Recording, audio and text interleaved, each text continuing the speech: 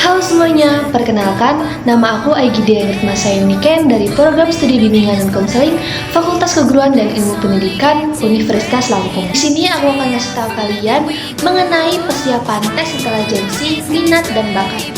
Sebelum itu, aku akan ngejelasin apa sih tes intelijensi, minat, dan bakat itu.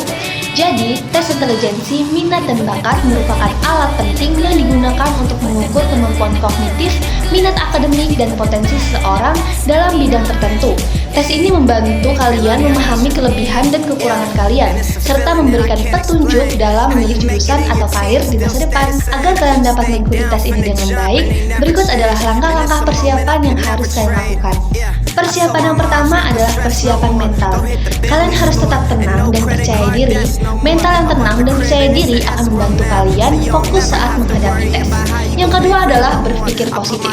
Tanamkan dalam diri bahwa tes ini adalah kesempatan untuk mengenal potensi diri kalian dengan baik, bukan sebagai bentuk penghakiman. Persiapan yang kedua adalah persiapan fisik.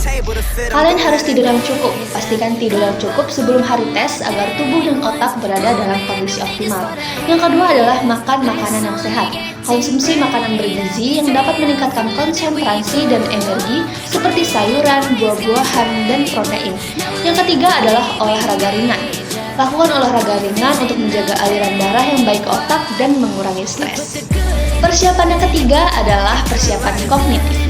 Yang pertama, latihan soal tes intelijensi. Biasakan diri dengan tipe-tipe soal yang diujikan dalam tes intelijensi.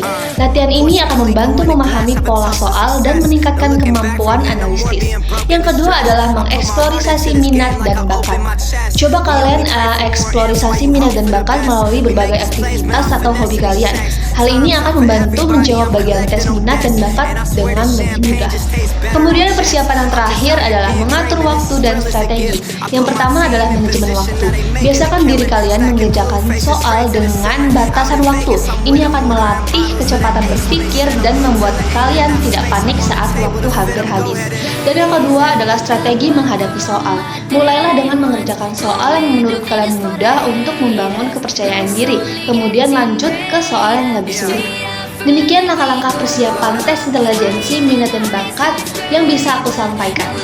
Kalian harus ingat bahwa tes ini adalah alat untuk membantu kalian untuk mengenali potensi terbaik kalian. Tidak ada hasil tes yang benar-benar buruk, karena setiap orang memiliki keunikan dan bakat masing-masing.